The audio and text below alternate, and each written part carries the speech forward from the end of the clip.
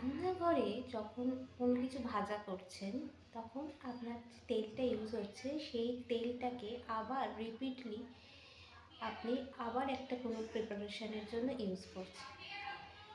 তাতে আপনি ভাবছেন হয়তো আপনি অনেকটা সেভ করছেন, কিন্তু অ্যাকচুয়ালি তা হচ্ছে না।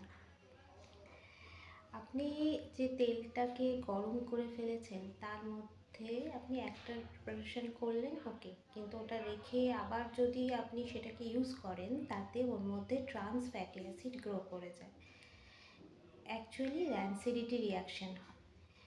যখন আমরা কোনো প্রোডাক্ট কিনছি সেখানে খুব প্যাকেটে দেখে নিচ্ছি যে তাতে ট্রান্স ফ্যাটি অ্যাসিড আছে কিনা, কিন্তু আপনি আপনার অজান্তেই যে বাড়িতে ফুড প্রিপারেশনের সময় ট্রান্স ফ্যাটি অ্যাসিড তৈরি করে ফেলছেন সেটা আপনি নিজেও জানতে পারছেন না।